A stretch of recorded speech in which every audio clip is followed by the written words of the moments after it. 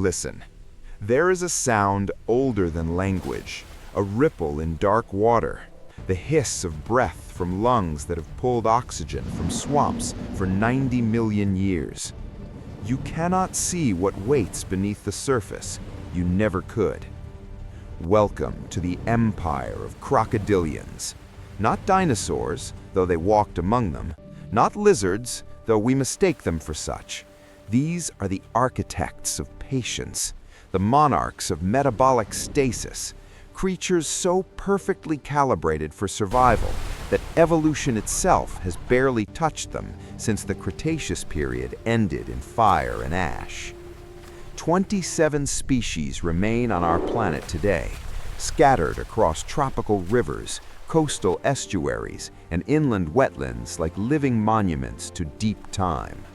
Each one is a different solution to the same brutal equation: how to be an apex predator in a world that keeps trying to erase you. Imagine standing at the edge of a brackish river in northern Australia. The water is copper-colored, warm, moving slowly through pandanus palms and mangrove roots. You cannot see the bottom. You should not assume the bottom is empty. Somewhere in that liquid darkness, a saltwater crocodile is calculating your position. Crocodilus porosus. The species name means porous, a reference to the texture of its skull. But that scientific label does nothing to capture what this animal truly represents. This is the largest living reptile on Earth, a creature that can exceed 23 feet in length and weigh more than 2,000 pounds of muscle, bone, and predatory intent. Males are territorial emperors, defending river systems that span dozens of miles, engaging in battles so savage that the loser often dies from infections in wounds that expose vertebrae and shatter jaws.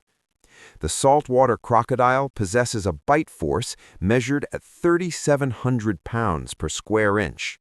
That number means nothing until you understand what it does to a water buffalo. The bones do not break cleanly. They explode into fragments, the calcium matrix shattering like porcelain under hydraulic pressure. This crocodile has the most powerful bite force of any animal ever measured, living or extinct. Not the Tyrannosaurus rex, though estimates suggest they were close. Not the great white shark, though its teeth are longer.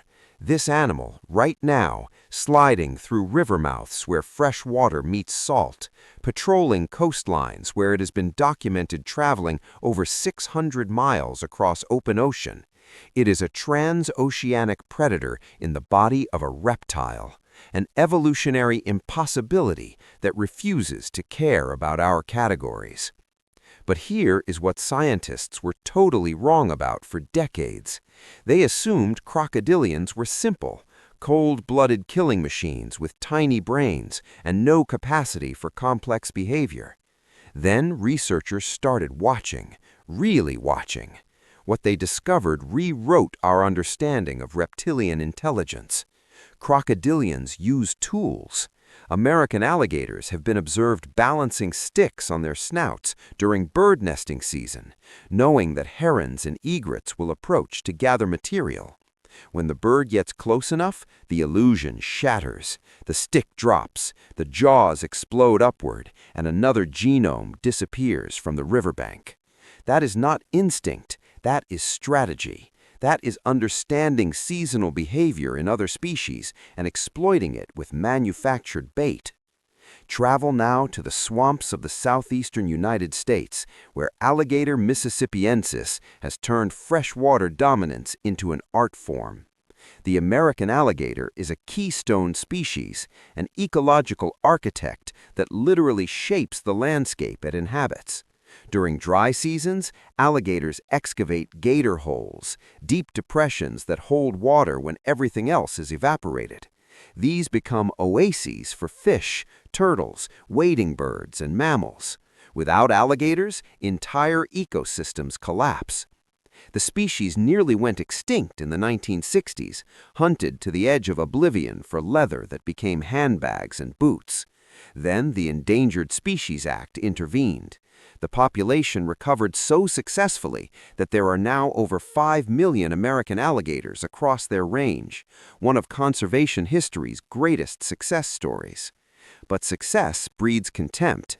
People forget these animals can run in short bursts at speeds exceeding 20 miles per hour on land. They forget that a tail strike from an adult can break a human femur. They forget that maternal alligators guard nests with such ferocity that approaching one is functionally equivalent to attacking a grizzly bear's cubs. The Chinese alligator, Alligator sinensis, offers a devastating counterpoint. Once widespread across the Yangtze River basin, this smaller cousin now clings to survival in fragmented wetlands, reduced to fewer than 200 individuals in the wild. Habitat destruction has erased them from the landscape like chalk in rain. They are functionally extinct, persisting only in captive breeding programs and small, isolated pockets where farmers tolerate their presence. Evolution spent 200 million years perfecting this lineage. Human agriculture erased it in 2 generations. Cross the Pacific to the rivers of Southeast Asia and northern Australia, where the gharial represents evolutionary specialization taken to its anatomical extreme. Gavialis gangeticus possesses a snout so narrow, so elongated, that it resembles a pair of serrated forceps. This is not a design for crushing turtles or drowning wildebeest. This is a fish-catching apparatus refined across millions of years, capable of moving through water with almost zero resistance, snapping sideways to impale prey on over 100 interlocking teeth.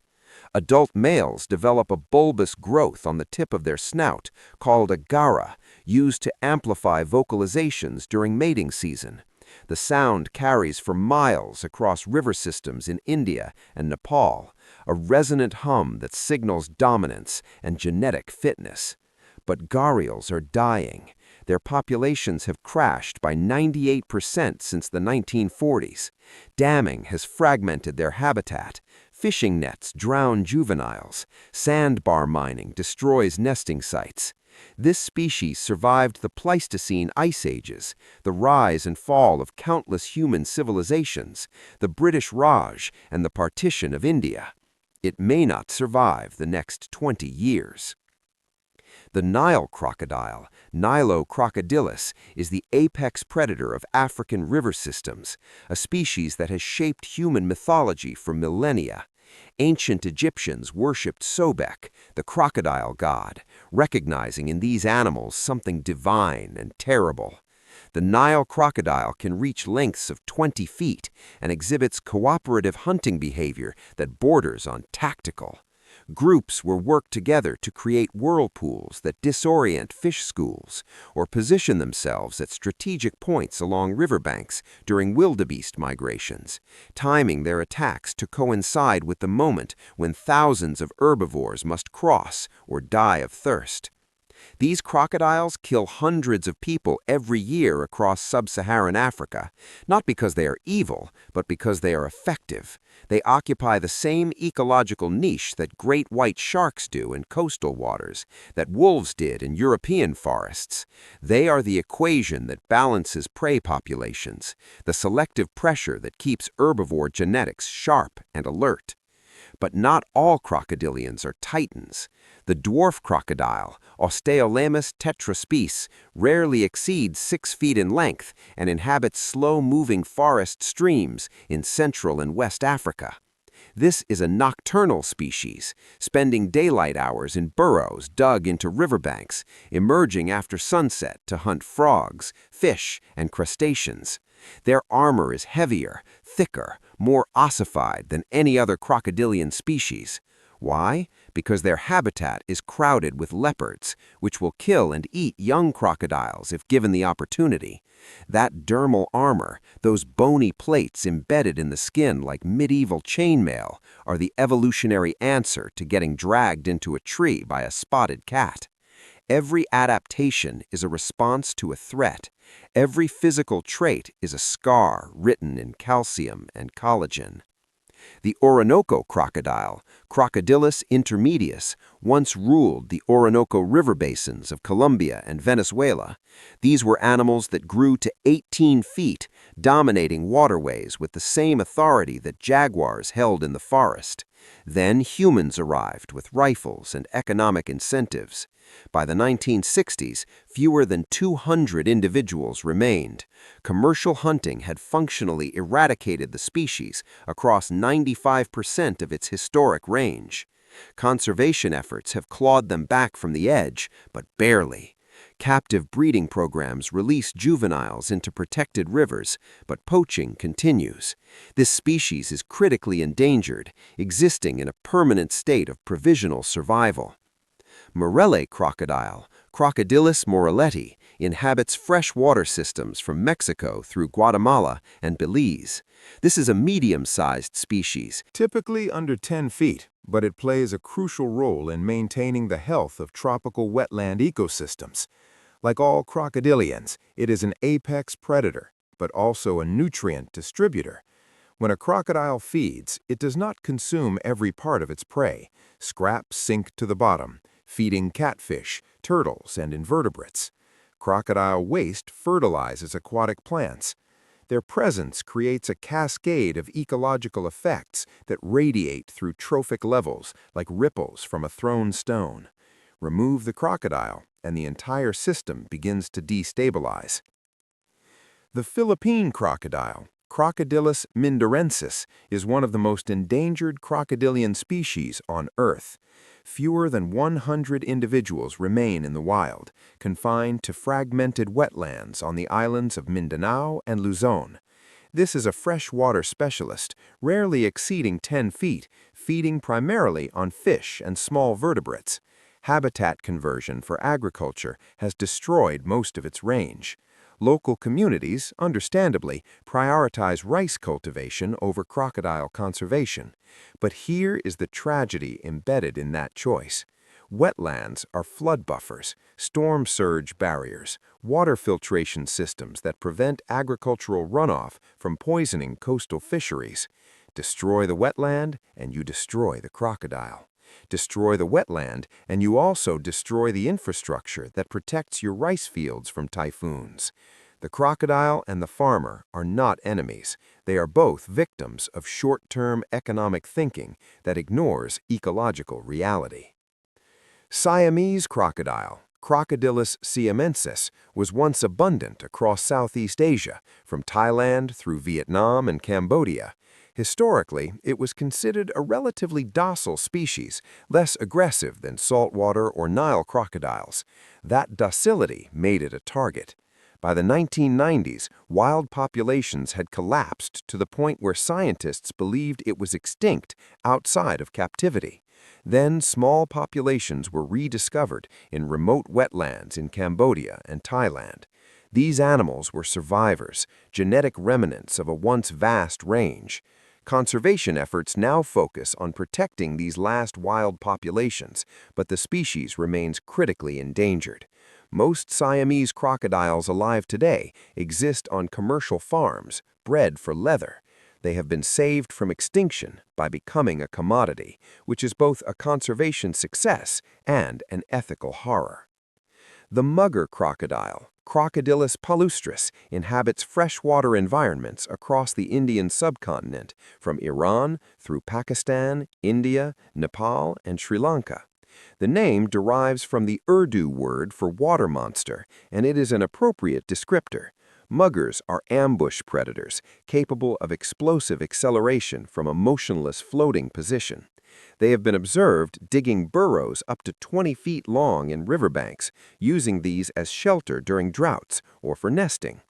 Unlike some crocodilians that abandon their eggs after laying, female muggers exhibit extended parental care, guarding the nest for 90 days, then assisting hatchlings as they emerge, carrying them gently in their jaws to the water. These are not simple animals. They are complex organisms with social behaviors, long-term memory, and problem-solving abilities that rival many mammals. The Australian freshwater crocodile, Crocodilus johnstoni, lives in the shadow of its larger cousin, the saltwater crocodile, but occupies a completely different ecological niche. These are smaller animals, rarely exceeding 10 feet, with narrower snouts adapted for catching fish rather than dismembering large prey. They are significantly less aggressive toward humans than saltwater crocodiles, though they will defend themselves if threatened. What makes this species remarkable is its coexistence strategy. In river systems where both species are present, freshwater crocodiles occupy upstream sections and smaller tributaries, ceding the larger, deeper coastal areas to the saltwater species. This is not cooperation. This is competitive exclusion that has reached an equilibrium. The species that can tolerate saltwater gets the estuary. The species that cannot adapts. The New Guinea crocodile, Crocodilus novaguineae, inhabits freshwater swamps and rivers across Papua New Guinea and the Indonesian province of Papua. This is a medium-sized species, typically around 10 feet, with a slender build and a diet heavy in fish and amphibians. What is fascinating about this species is its isolation.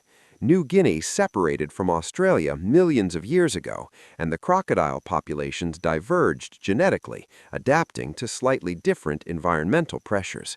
The result is a species distinct from the Australian freshwater crocodile, but similar enough that hybridization can occur in captivity. Evolution is not a ladder, it is a branching tree, and these branches sometimes grow back toward each other. West African crocodile, Crocodilus sucus, was only recognized as a distinct species in 2011. For decades, scientists assumed it was a population of Nile crocodiles, but genetic analysis revealed something different.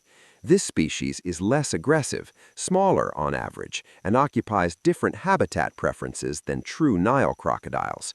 It inhabits freshwater systems across West and Central Africa, from Senegal to Tanzania. The separation of these species likely occurred during the aridification cycles of the Sahara, when crocodile populations became isolated in river refugia and evolved in different directions. That process, playing out over hundreds of thousands of years, created two apex predators that look nearly identical but are genetically and behaviorally distinct. Cuban crocodile, Crocodilus rhombifer, is a critically endangered species found only in the Zapata swamp of Cuba. This is one of the most terrestrial crocodilians, capable of galloping on land and leaping vertically to snatch prey from low branches. They have been observed hunting in packs, which is exceptionally rare among reptiles. Their population is tiny, fewer than 4,000 individuals, and they face a unique threat: hybridization with American crocodiles that have expanded their range into Cuban waters. When two species interbreed, the genetic identity of the rarer species can be swamped, effectively erasing it through genetic dilution rather than direct killing. The Cuban crocodile may go extinct not because humans hunt it, but because it breeds with a more common relative. The American crocodile, Crocodilus acutus, ranges from southern Florida through Central America and the Caribbean down to northern South America. This is a coastal species, tolerant of salt water, often found in mangrove swamps and tidal rivers. In Florida, they coexist with American alligators, but occupy different salinity gradients. The crocodile can handle brackish and marine environments. The alligator cannot. That physiological difference has carved separate kingdoms within the same geographic space.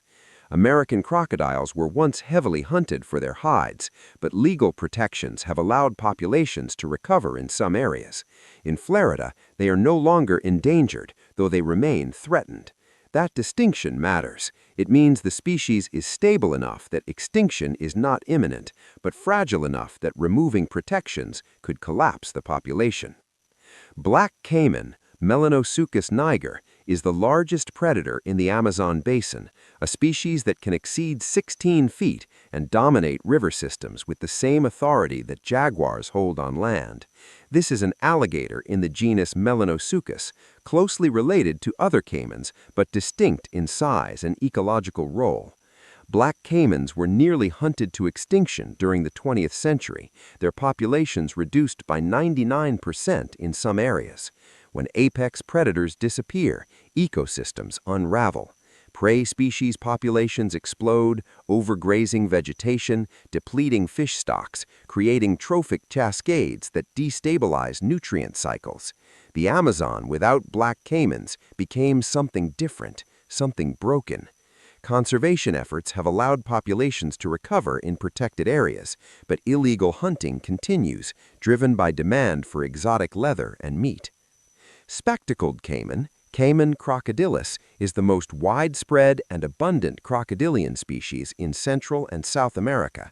This is a small to medium-sized species, rarely exceeding 8 feet, highly adaptable to human-altered landscapes. They thrive in cattle ranches, rice paddies, and suburban retention ponds.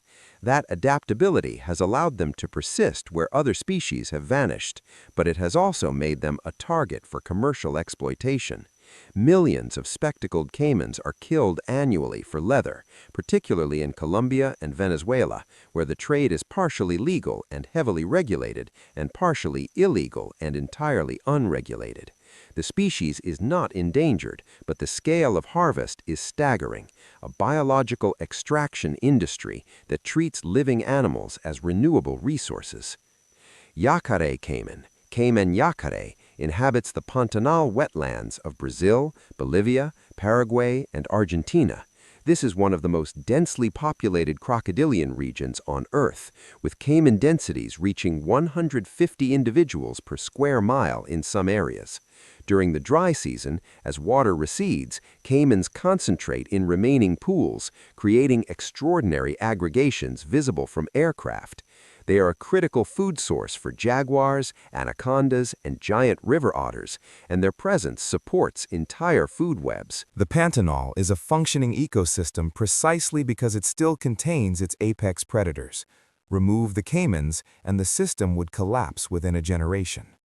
Broad-snouted caiman, Caiman laterostris, is found in freshwater habitats across southeastern South America, from Brazil through Uruguay and Argentina. This species has a notably wider snout than other caimans, an adaptation for crushing hard-shelled prey like snails and freshwater clams. Habitat destruction and hunting reduced populations significantly during the mid-20th century, but conservation measures have stabilized some populations. What remains clear is that this species, like all crocodilians, is a product of its environment. The width of its snout, the density of its dermal armor, the timing of its reproductive cycles, all of it is calibrated to a specific set of ecological pressures that have existed for millions of years. Change those pressures too quickly, and the species cannot adapt. Evolution requires time. We are not giving it time.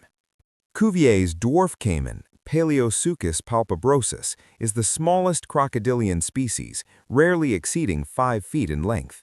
It inhabits fast-flowing rivers and streams in the Amazon and Orinoco basins, areas where larger crocodilians struggle with the current. This species has some of the heaviest armor of any crocodilian, its skin so thick and calcified that it is nearly useless for the leather trade. That armor is the reason it still exists in healthy numbers. There was no economic incentive to hunt it to extinction. Sometimes the traits that make an animal unmarketable are the ones that save it. Smooth-fronted caiman, Paleosuchus trigonatus, is closely related to Cuvier's dwarf caiman, but occupies slightly different habitats, preferring flooded forests and forested streams. This species is nocturnal, spending daylight hours in burrows or submerged under root tangles, emerging after dark to hunt invertebrates, fish, and amphibians. Its ecology is poorly understood compared to larger, more charismatic species. That is the curse of being small and cryptic. Conservation resources flow toward the giants, the apex predators, the species that make headlines. But ecosystems are not built by apex predators alone. They are built by thousands of interactions between species, many of them small, many of them hidden, all of them essential. False Gario, Tomistoma schlegeli, inhabits peat swamps and slow-moving rivers in Sumatra, Borneo, and peninsular Malaysia. For years, scientists debated whether this species was more closely related to true gharials or to true crocodiles. Genetic analysis eventually settled the question. It is a crocodile, despite its elongated snout. That snout, like the gharial, is an adaptation for catching fish in murky water, where visual hunting is impossible and speed is everything. False gharials are critically endangered, victims of peat swamp deforestation driven by palm oil plantations and logging. The destruction of Southeast Asian peat swamps is one of the great ecological catastrophes of the 21st century, and this species is one of its casualties. Every crocodilian species alive today is a survivor of multiple mass extinction events. They survived the asteroid impact that ended the Cretaceous period. They survived the Paleocene-Eocene thermal maximum when global temperatures spiked by over 10 degrees Celsius. They survived the Pleistocene ice ages when much of their habitat was locked in glacial freeze.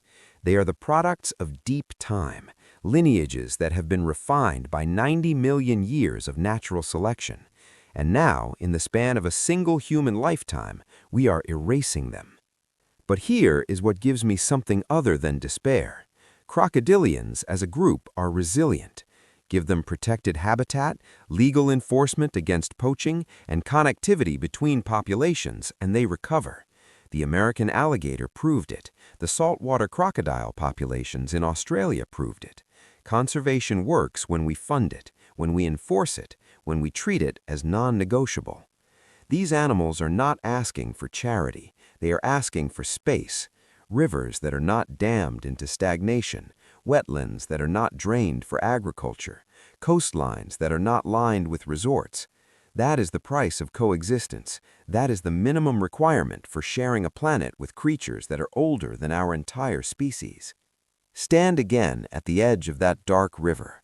The water is still. The sun is setting. Somewhere beneath the surface, a crocodile is waiting.